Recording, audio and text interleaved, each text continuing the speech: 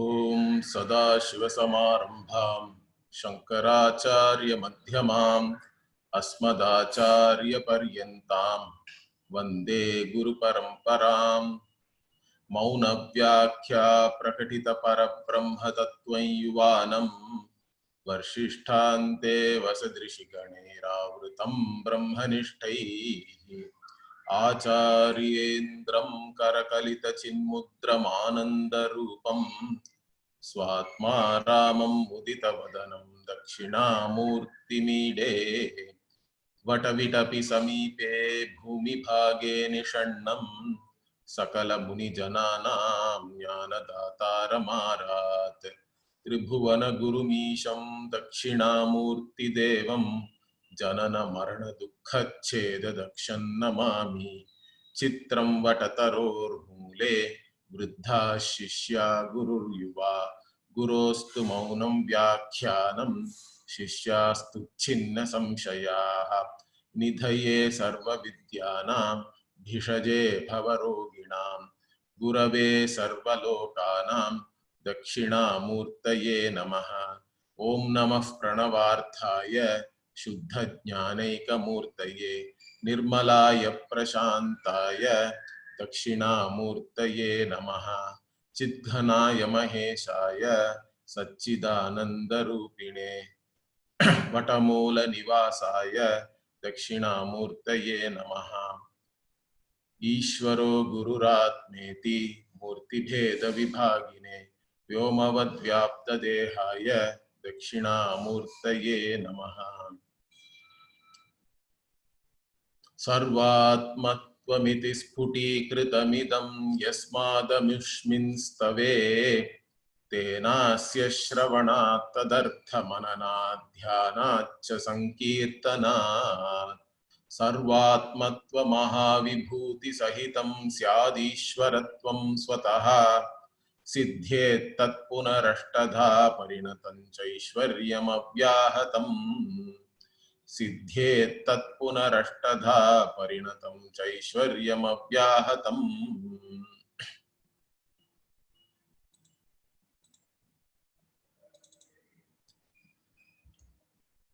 So we were looking at the last verse, which is the Phalashruti in Dakshinamurti Stotram, and we also saw the Manasollasa Vartika for that. Only a few more verses are there. So here the Ashta Siddhis are being talked about more as a secondary phala. Okay, Avantara phala are more like a side effect. The main phala for studying this stotram or Vedanta in general, because this Dakshinamurti stotram is essentially, you can say, a summary of the teachings of Vedanta. It is revealing whatever is being revealed in the Upanishads. So one way is you can even take this as a pravesha into further studies. So we can study this Dakshinamurti Stotram first, like a Prakarana Grantha, and then go on and study other texts. But that's, again, it is not just an introductory text like that, because it can also be very useful after studying all the Shastra also. You can come and study this Dakshinamurti Stotram and again see how beautifully it has been summarized. The teaching, the entire teaching is there in these 8 verses, and it can be used as a nididhyasana. You can just chant it every day. You can dwell on the meaning of the verses. So it's a very useful stotra that way also. So we can look at it in both ways. And again we saw that Sureshwaracharya has given very detailed meanings in the form of verses and actually discussed all the finer points. He has also given introduction to all the other darshanas which were prevalent at that time, what these darshanas, how do they look at the tattvas, or the building blocks, you can say, are the fundamental elements which make up this Jagat, and how they look at this Atma. Those details and all were there in the second, when we were discussing the second verse. Sureshwara went into a lot of detail there. Then in the 9th verse, again Sureshwara Acharya went into a lot of detail, particularly into Ashtanga Yoga. That also we saw. And in fact, this verse again continues from there, correct, in terms of Siddhis. So here even the Ashta Siddhis were discussed in detail. Animadi Siddhayaha, Anima, etc. The 8 powers, we can say, Siddhi means, which one can gain as a yogi. But all these things are really only secondary. You should not be distracted by that. In fact, that's what we saw in the last 20th verse we saw last week, I think, in the end. So, Arvachine Spriham Muktva. So, all these secondary things, not having any attachment to them, okay, giving up any attachment to all these siddhis, and even Swargadi Sambhave, going to Swarga, etc. Nice loka. One has to focus only on Sarvatmatvam. Okay, by reading this stotra, stotra metat patet dhiman. The one dhiman here means the one who has discriminatory intellect, one who has viveka, viveka buddhiman. So such a person who has purushartha viveka will be only focusing on the vision of the Vedanta and trying to assimilate that, and not be attracted, okay, by any other thing. All other attractions are only distractions, really speaking. So one has to be clear in what one wants. See, otherwise studying Vedanta itself, many people study for many reasons. If you do not study Vedanta for the right reason, you won't also get the right result. One has to study Vedanta as a mukshu who has analyzed all one's pursuits and arrived at a certain conclusion that none of my regular worldly pursuits, however exalted they may be, however great, is going to change me fundamentally. I'll still remain fundamentally a limited individual, whatever may be my accomplishment. So one has to first be an accomplished person and should have seen the limitations of one's own accomplishment. Then you come and study Vedanta. So even all these siddhis, even if you attain them, fundamentally you are still the same. You can be still a limited individual having all these powers. In fact, it becomes dangerous then. It only bloats one's ego. So these things one should not be distracted by. The same thing is continuing now in the next verse also. Swargadhirajyam samrajyam manutena hi panditaha tadev tasya samrajyam yattu swarajyam atmani. So this swarajyam means what? You can say a kingdom, okay, where one rules. Okay. Now, most people, including other religions and Purva Mimamsakas, for all of them, going to some place called Swarga is the ultimate. But as my guru used to say, it is all only tourism promotion. When they promote a tourist destination, they show you nice pictures, they give you nice marketing material, they entice you, but if you go there, we don't know, it doesn't look the same like the pictures many times, and they never take pictures of all the dirt and other things which are lying, correct? They always take nice, nowadays they even touch it up with Photoshop and all that, so we never know whether it's a real picture or not. So it's all only tourism promotion.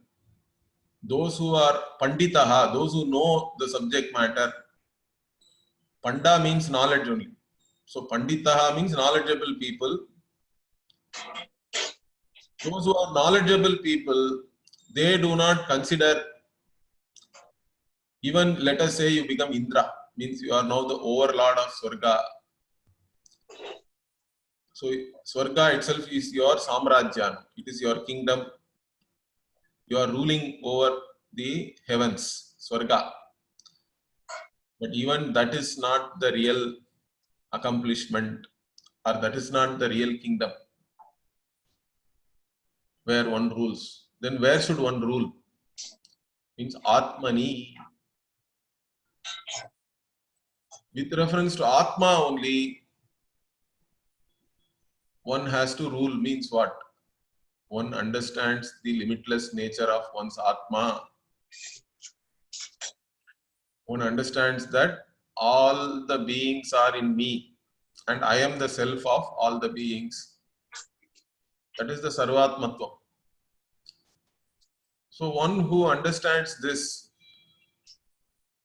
one whose self-identity has transformed, and one who has assimilated this vision, one does not view oneself anymore as a limited individual. That person is the real Samrat, correct? That person is really limitless now, not a wanting person anymore, does not lack anything, Purnaha, complete in all respects. That is the real accomplishment, that is the real kingdom, if at all we have to call it a kingdom. One has to rule the kingdom of oneself, in fact, with reference to oneself. Once I have this knowledge that I do not lack anything, I am not a wanting person anymore, I don't need anything to be happy, I am not limited by anything, everything is in me and I am the self of all. No fear also, very important, fearless, because there is no other thing in the same order of reality as myself. There is no bhaya karana anymore. So abhayam, sarvatma bhavam, all these things one has to live, correct? One has to live fearlessly. That is the real samrajya, because even Indra has fear. What if somebody else, so even in Purana and all we see stories, correct, that somebody who does 100 Ashwamedha Yajna will become Indra. Means one king has already done 99 and Indra goes and tries to stop that person, because he doesn't want another Indra coming and claiming his post. So even that Swargadi Rajyam is not really a Samrajyam then, correct? You have to work to keep up whatever you have or whatever you think you really have. So that is not something which one should aim for really. What one should look for is this knowledge which will free me from all limitations. So that is the real Samrajya. That even in Upanishad also there is a, in Taittiriya Upanishad there is one section, but it is more in Sikshavalli it is there. Apnoti swara ajyam, apnoti manasaspatim, Vakpatischakshushpatihi, Shrotrapatirvijnanapatihi. Like that it goes. Beautiful section. So even there it is talking about this Swarajyam means what? Mastery over oneself. That is the real mastery. Overlordship or mastery, if we take. Mastery is not with reference to external world and all that. You become the master of your mind. Manasaspatihi, Vakpatihi. You have mastery over your speech. You have mastery over what you hear or what you choose to hear. Shrotrapatihi, Vijnanapatihi, like that. So, that is the real mastery. Not that 100 people are coming and calling you master or anything like that. Or not just 100, it can be even thousands. So, it's not about what others see in you. It is about how you look at yourself. That is the most important thing. Do you see yourself as a limited being, lacking, wanting things?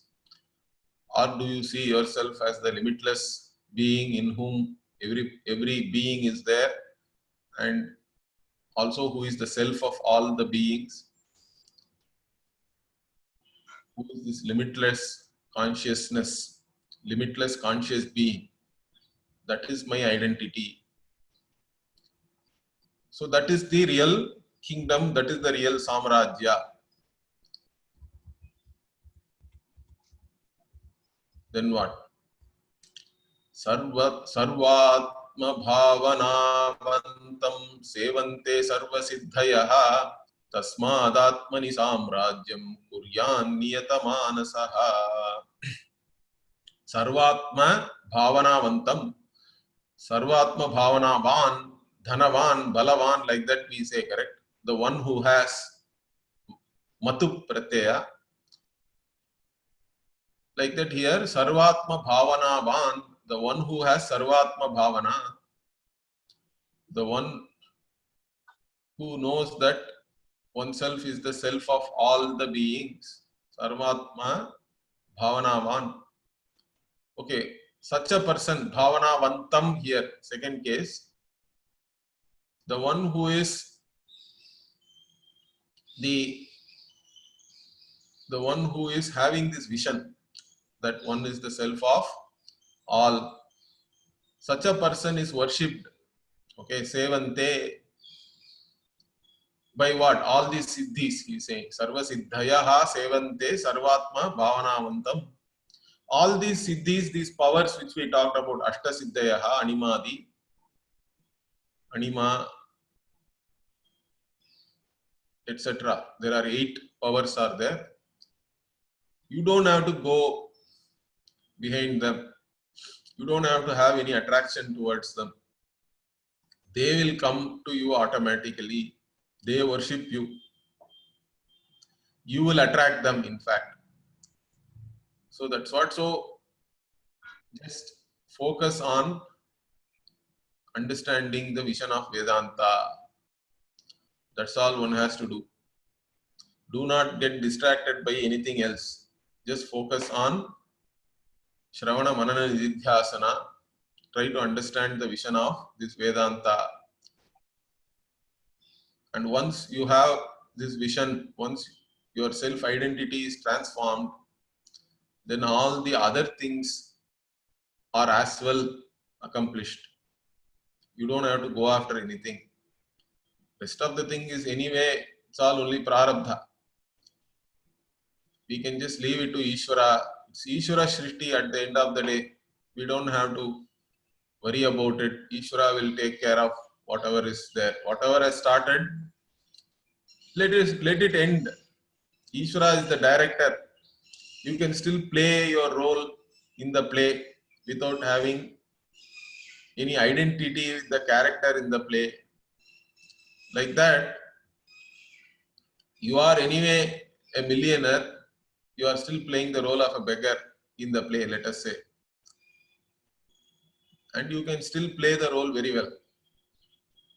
But all the while you know that you are not a beggar. In fact, by playing the beggar, you are going to get even more money.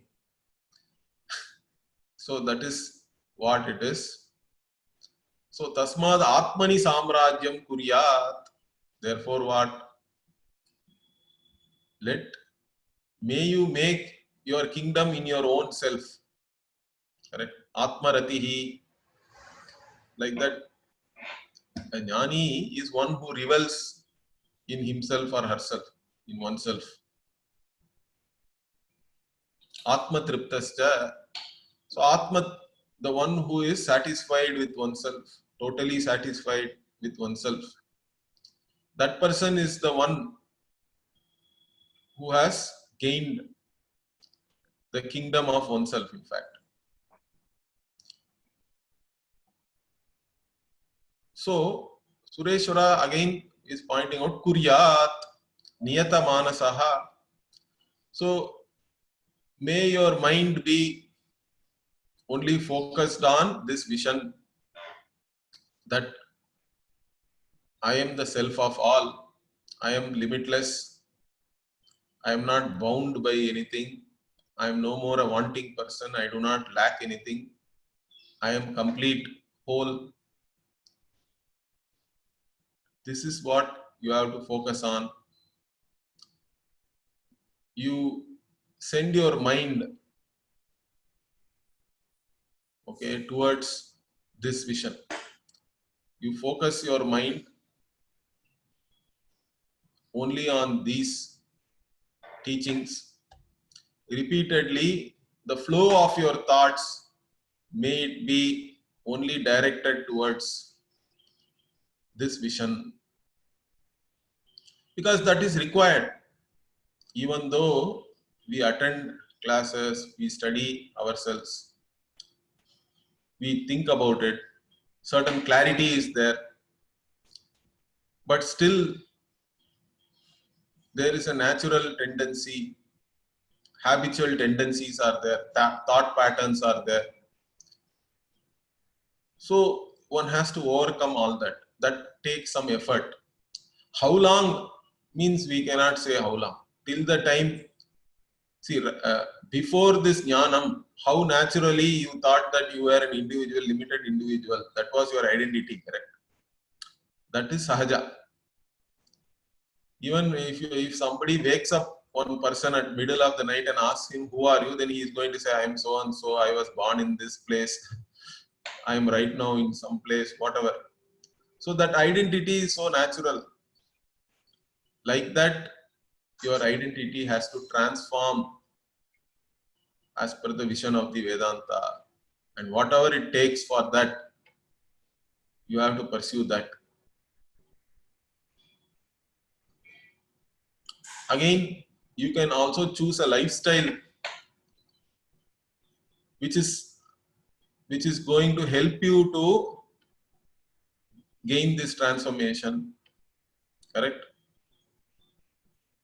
So different people, some people even take to sannyasa. They want to simplify their life so that they do not actually have to do anything else, which can also be a distraction. So even Yajnavalkya in Brihadaranyaka, he comes and tells, Yajnavalkya is a great rishi, jnani, but he wants to go to the forest and take sannyasa. Like that, one can simplify one's lifestyle so that one is always only focusing on this. One has to direct one's thought flow towards this vision and try to make it natural. The Sarvatmatva Bhava, the identity that I am the self of all, has to become natural. Then only one is free from all bondage, all limitations. So there is no better thing to do in life really other than this? Is there anything better than the limitless? So nobody can better the limitless, the infinite. So whatever it is, one has to focus on this, and even if required, you have to make changes in your lifestyle so that you can keep focusing on this, because this is the only Purushartha really. Although we talk about 4 different categories of things which human beings aspire or want to accomplish, but the real only accomplishment which is worthy of your pursuit is moksha alone, because it includes all other things also. All the other siddhis are going to worship you if you are a Mukta Purusha. So this is the only pursuit which is worth pursuing. There is nothing else really which can be compared to this.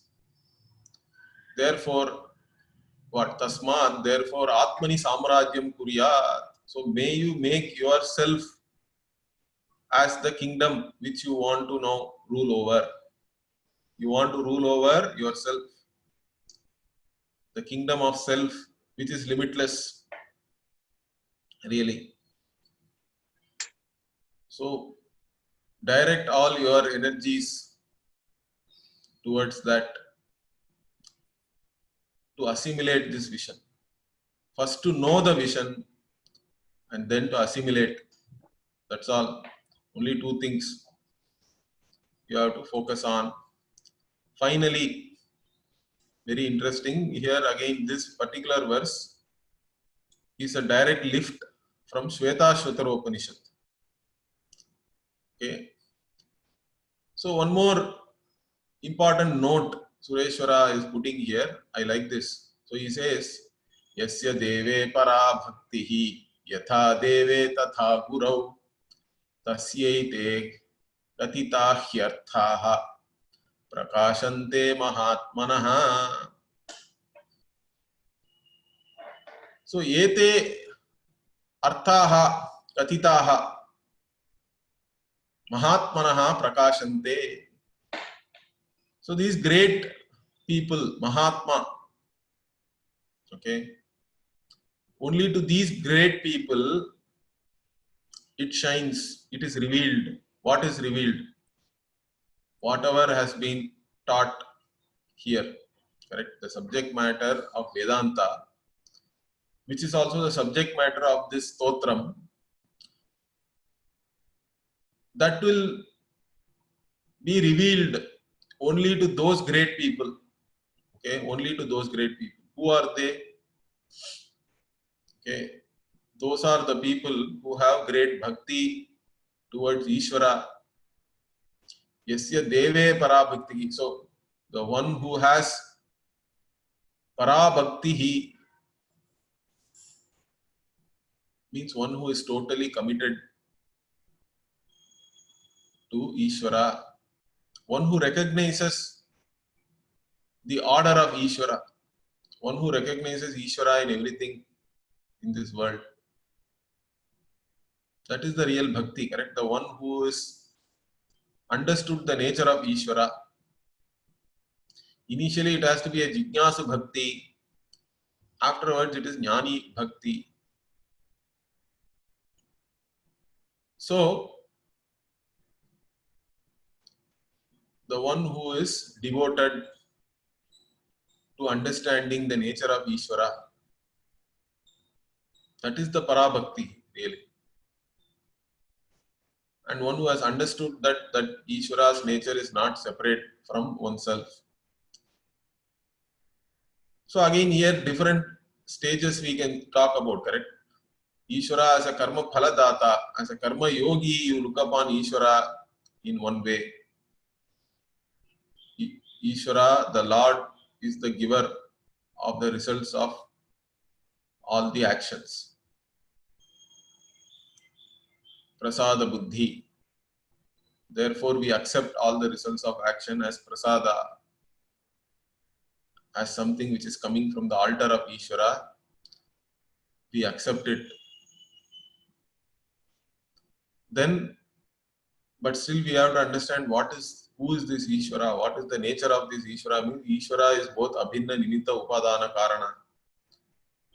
Ishvara is everything, both the material and the intelligent cause of this entire universe. Ishvara is the Karana, Jagat Karanam. And this entire world is there in Ishvara. It's only an appearance in Ishvara. Ishvara is the one who is giving his own existence to this world. The world does not exist apart from Ishvara. Either it exists in Ishvara potentially, or it exists in a manifest form. So that Ishvara, that means does not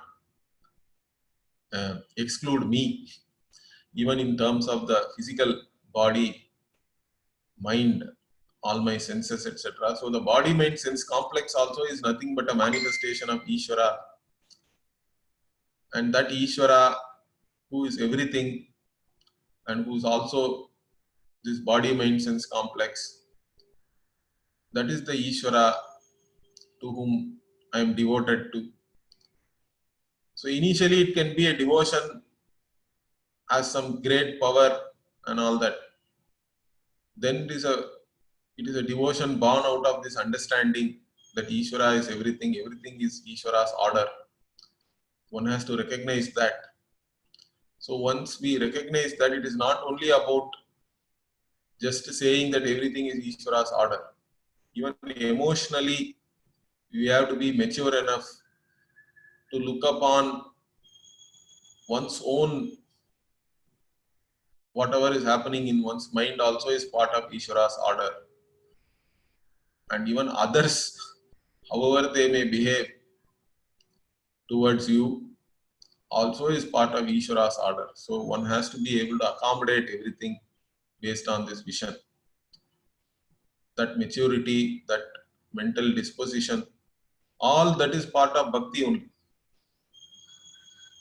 The more we understand Ishvara's order, the more we assimilate that, you are gaining certain freedom. Then finally one has to understand that Ishvara's nature is not separate from my nature. Now all these things, who is going to reveal to you? Only a guru can reveal. So you cannot read the Shastra yourself, because there is a catch-22 is there. Unless you know the entire vision of the Shastra, you cannot interpret even one portion of that properly. But unless you study all the bits, how are you going to understand the whole vision? So that is a catch-22. That is why this Dakshinamurti is the Adi Guru. Dakshinamurti has all knowledge. In that, this Atma Jnanam also is included. And Dakshinamurti has the entire vision. And Dakshinamurti taught.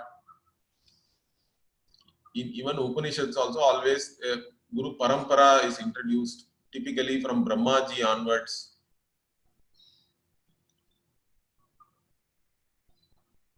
That's why you have to go to a Guru. The Guru has the entire vision and also can correctly interpret each and every part of the Shastra. And that continues. That's why Sampradaya with, a Guru has to be a Sampradaya with, one who knows the methodology of teaching. Correct? Shrotriyam, we say. Guru must have studied from another Guru. Must know the methodology of teaching.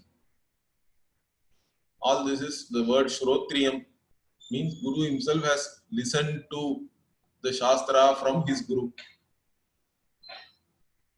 And then Brahmanishtam should be committed to the teaching, should be having a lifestyle which is committed, which reflects this teaching, should not be somebody who is manipulating you.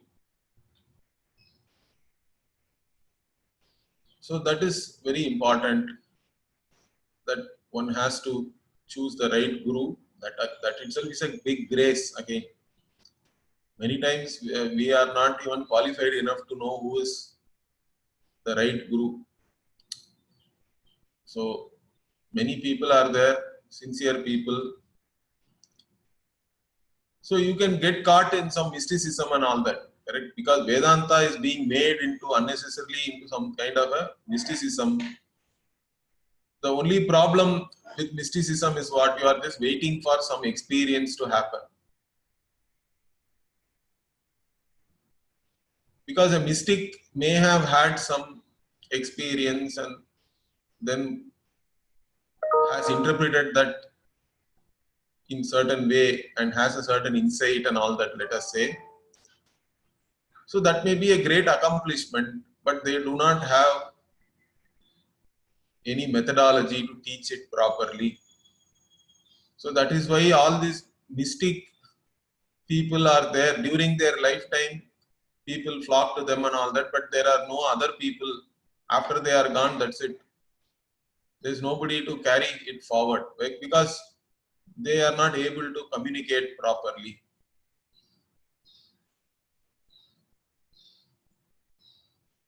And even if they talk about their own experience and all that, then whoever is attracted to them, they are all waiting for the same experience to happen. 30 years, 40 years doing meditation and all that, waiting for some experience. In fact, the tragedy is that experience is not a problem. Nobody can say that I don't experience myself. Self is always available. So it's not a matter of experience at all. It's the matter of interpreting it correctly. It is about giving up wrong notions. Everybody is experiencing oneself all the time. You cannot say that I am not experiencing myself. So self is not some weird object that you have to go to some top of the Himalayas to experience or anything, correct? You don't have to climb the Everest to experience yourself. It is available all the time with you. So then who will come and give this vision to you? Means Guru only has to give. You may be a great Pandita in other matters, in other subject matter, but still you should not do Atma Vichara by yourself. So there is also a saying like that in the tradition. So Swatantriyena na kuryat. Don't do it by yourself independently. Don't just study some paperback books. It will only lead you to confusion. There are apparently so many things are contradictory. And different people are saying different things. How am I going to reconcile all these things? Unless you have the vision, you will not be able to reconcile different things. So that's why do not study anything by yourself. Vedanta has to be listened to from a guru always. And you should have the right attitude towards the guru also. Like you have devotion towards Ishvara, the same devotion you have to have towards the guru, because guru only is introducing you to Ishvara through the Shastra. Shastra is the pramana which establishes Ishvara also. Even though others like Nayayika say that Ishvara can be established by Tarka itself. Correct? By logic, I can establish God means you cannot. There is no way you can do that. So only Shastra is the pramana through which Ishvara introduces himself, we have to say. But even there, that introduction has to be given to you by a guru. So guru also is so important. And to get the right guru is the greatest blessings. So once you are ready, you will get the right guru, I think. So even I have gone through many things till I went to Swamiji, and then I could immediately recognize that he is my guru, I want to study with him. Because wherever communication is clear, it has to be clear. See, Shastra can be clearly communicated. That doesn't mean it is simple. Okay, it can be made simple by the one who communicates it clearly, because one has a certain vision and one also has the methodology to communicate that vision and make sure that whoever is listening also is understanding it in the same manner. So out of one's own understanding, only this ability to communicate also can come. If yourself you are confused. So Swami Paramarthananda used to always say, Swayam confused, Anyan confusayati, like that he used to say. So those who are confused themselves can only make others also confused. They cannot give any clarity. So don't think that if you listen to somebody and you do not see, one tendency is there among people. They go to some lecture, somebody is talking something, and then they think that, oh, I don't understand anything. Then it must be something great and all that. In fact, if somebody is not able to communicate something clearly and make you understand what it is, then maybe they themselves are not very clear about that. That option also is always there. Understand that. Of course, unless you are prepared in certain ways with the terminology and the language and all that, you may not sometimes understand a particular topic. But in spite of that, if what somebody is saying is not very clear to you, means the one who is communicating is not clear.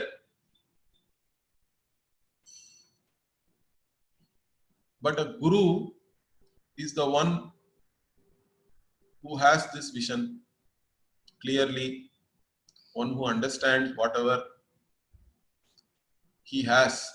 That alone the guru is trying to give you, communicate to you, make you see. And again, the words are the means of knowledge here. So how the words are used, one has to be very careful about the words one uses, so that there is no misinterpretation, there is no confusion. And even if any confusion is there, that's why we have a samvada. It's always a discussion. One has to clarify and clear all the doubts. So that responsibility is there with the student.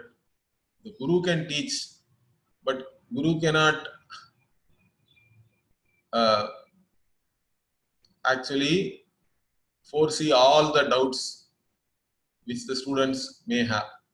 So if you have any doubts, you have to get it clarified. That is the responsibility of the student. But anyway, so you approach the guru with a certain devotion, right attitude towards the teaching and the guru. You should not go to a guru thinking that whatever I know better than the guru, or even if you don't understand something, you should not think that Shastra is wrong or guru is wrong. You should try to understand. Question your understanding and try to understand what the guru is teaching. So that attitude is very important, having an open mind. Because sometimes even those who come to Vedanta, they go to so many gurus and then come and settle somewhere. But then even there they are carrying a lot of baggage. So even whatever your guru is telling you, you are filtering it based on your own understanding which is already there. And that also can be a problem. So one has to be alert to all these things. Because we also have a tendency to filter whatever we want to hear, we hear only that from others. So it's not a question of what you want to hear. It's a question of always knowledge has to be true to the object which is being revealed. In this case, which is yourself. And you have to see it as it is being revealed by your Guru. And if something is not clear in that, you have to get it clarified. So you have to have the right attitude when you approach your Guru, and you have to have certain devotion. You have to be ready to seva to Guru. So tadvidhi pranipatena pariprashnena sevaya. Bhagavad Gita also Bhagavan says, Tadvidhi pranipatena pariprashnena sevaya. So you surrender to your Guru, you discuss with your Guru, you do seva to your Guru. Through this, if you do all these things, they will teach you. Correct? Upadekshanti te jnanam jnaninas tattva darshinaha. So jnaninaha tattva darshinaha. Those who are knowledgeable, those who know the truth, they will give you upadesha. They will teach you. They will make sure that you know. If you are committed to your Guru, the Guru will make sure that you will know. You cannot say that you do not know anymore. Of course, you may take more time to assimilate and all that. But nobody who has studied from a Shrotriyam Brahmanishtam Guru can say that they do not know this truth. All of you are jnanis only. It's only a question of owning it up there. It's a question of assimilating the teaching. That can take some time. That's not very important. Correct? All of you are really jnani only. Those who are exposed to this teaching for a period of time, those who have studied properly from a Guru, all of you are jnanis. Videha Mukti is there definitely. Whether Jivan Mukti, while living now, whether you have assimilated it fully or not, that is a question of how much you are focusing on this. That's an ongoing work in progress. You will have growing clarity and growing assimilation. That is fine. But nobody can say that you do not know the subject matter. The subject matter, if you learn from a traditional Guru, in subject matter has to be clear to all of you. It is not something which is difficult to understand. So, ayye ati sulabam atma vidyai, ayye ati sulabam, like that. There used to be a song, Mettakadinam, like that. It's very difficult to get darshana of Lord in Chidambara, like that. But then Ramana changed that and said that ayye ati sulabam. He said it is all very easy. Atma Vidya is so easy. It is easy in one way, correct? Because it is the only subject matter which can be communicated completely. All other knowledge, the more you know, you only discover the more you don't know. In fact, it is never ending. Because you can break down everything further into something else and keep on studying. So specialists become people who know more and more about less and less. Atma Vidya is the only thing which can be communicated fully, completely, because we are talking about a partless whole, which is yourself. This is the only thing which can be communicated and which can be given totally, which cannot be bettered also. But still, this knowledge is different from all other knowledge, because all other knowledge, you are objectifying everything else through your mind and knowing, correct? It's all objective knowledge. But this knowledge is about yourself. It is about the nature of the subject and the object. In fact, we have to say not just the subject. This knowledge is about the very nature of both the subject object. And here, since it is yourself you are knowing, you cannot objectify yourself and know. This is a problem. This is a subtle issue. In fact, you need not objectify yourself. That is the point you have to get into correctly. It has to get into your mind. You don't have to objectify yourself because you are there always, correct? In any pramana vyapara, Atma is already there as the subject by implication. And you don't have to know yourself through any means of knowledge. You are swata siddhaha. You are self-revealing, self-existent. So you don't have to know yourself as an object. You don't have to objectify yourself in your mind as though you are some limitless spreading everywhere and all that. Even those things are all only wrong notions. You have to just remove all the wrong notions and just see yourself in the light of whatever the Guru and Shruti are revealing. That's all.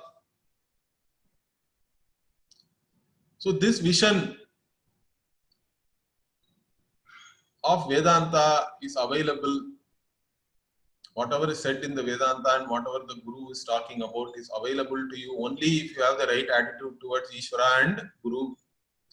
Only if you are devoted to Ishvara and similarly to your Guru. For such people only, the meaning of Vedanta will shine for them. So, Prakashante, those are the great people for whom the Vedanta Artha, the meaning which is revealed by the Vedanta, it shines only for them.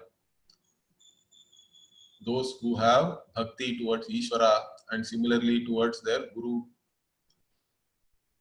So this is the Shvetashvatara Upanishad Vakya, which in the end Sureshwara has given here. And finally, last verse is what? Prakashatmikaya Shaktya Prakashanam Prabhakaraha Prakashayati Yo Vishwam Prakashoyam Prakashatam Ayam Prakashaha Prakashatam. May this light be again shine to me or maybe revealed to me. What is this Prakasha? What is this light about which Sureshwara is talking? Yaha Vishwam Prakashayati, the one which lights up the entire world, the light of consciousness. So Prakashatmikaya Shaktya, so this power, Shakti, inherent nature we have to say. Shakti is nothing but one's own nature. The power to burn is the nature of fire, correct? Like that, this power to reveal everything, that is one's own nature really. That is the nature of consciousness. Consciousness is always revealing things. That nature of consciousness never goes away from it. Okay? So the one who is the Prakashanam Prabhakara means even the light of the lights. See, normally what are all the lights we are used to? So there is even a Eka Shloki by Shankara. They say it was written by Shankara, but we don't know. It is there in the tradition. Also, there are, even in Brihadaranyaka, there is a Swayanjyoti Brahmanam and all that. So this Atma is called Jyotisham Jyotihi. It is the light of all lights, or Prakashanam Prabhakaraha here. So normally sun is the illuminator. If sun is not there, moon is the illuminator. If moon is not there, fire is the illuminator. If fire is also not there, then what? Like that, there is an analysis is done. Essentially pointing to your own conscious self. So consciousness alone is really lighting up everything. That is the light of all the lights. And that consciousness, the ability of that consciousness to reveal everything is its very nature. It is its power. It's not separate from the consciousness or anything. It is the very nature. The very nature of yourself is nothing but to reveal everything as a conscious being. And that fact has to be understood by you.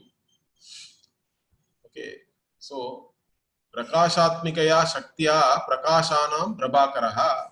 So by the Shakti, the power of illumination which you have, the power of revelation, by that power only you are revealing everything, including the light, all the different types of light in the Vyavahara, in the transactional world. Without light you cannot see anything, know anything means. But even that light is really revealed to you. Everything is becoming evident to you. So you are that revealing consciousness to whom everything becomes evident. And that has to be known again by you. You are that conscious being, limitless conscious being, who is the nature of everything, who gives your own satta and spuranam to this entire world, which is nothing but an appearance in you. So that has to be prakashata, means may it shine to you. May this knowledge be there for you, for whoever is reading this Shastra, like that. So this actually is similar to that, even in Kathopanishad, Mundakopanishad and all, it comes, correct? We do, every day we do Aarati in the temple. What do we chant? Na tatra suryo bhati na chandra tarakam nema vidyuto bhanti kutoyam agnihi tameva bhantam anubhati sarvam tasya bhasa sarvamidam vibhati. So na tatra suryo bhati na chandra tarakam. So there in this Atma Chaitanya, neither the sun can light it up, nor the moon, nor the stars, nor the lightning. Correct? Neither fire also. Only this Atma alone is really shining. Tameva Bhantam, and everything else is shining after that. Because all other things are revealed by this Atma alone. It is getting evident to this Atma. So all other things Anubhati, Atma alone Bhati, Atma alone really shines. Everything else shines after. So everything else, Tasya Bhasa Sarvamidam Vibhati, the one which shines, which lights up everything, this entire external world, that conscious being is myself. And that fact has to shine for you. So that is what is said here. So with this, I hope all of you we have finished one text. Again, completing a text and all is not a big deal. Vedanta as a subject matter is simple. Okay. But we have to dwell on the same insights again and again. Keep recollecting it till it becomes natural, the vision of this Vedanta. So we keep studying. We keep studying, we keep teaching. It's all part of the sadhana, it's all part of assimilation, the process of assimilation. So we have to keep continuing. So we'll decide what we will do next. So here what iti Shri Dakshinamurti Stotrartha Pratipadake Prabandhe Manasollase Dashamollasa Sangraha.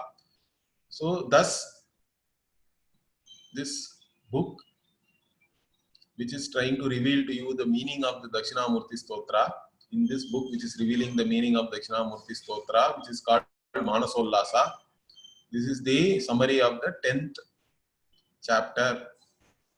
Okay.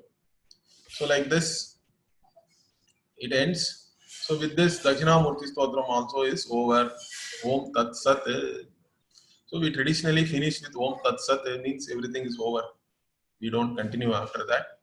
So we'll see later. Om Purnamadah Purnamidam Purnat Purnamudachyate Purnasya Purnamadaya Purnamevavashishyate. Om Shanti Shanti Shanti. Harihi Om Shri Gurubhyo Namaha. Harihi Om. धन्यवाद गुरुजी. धन्यवाद.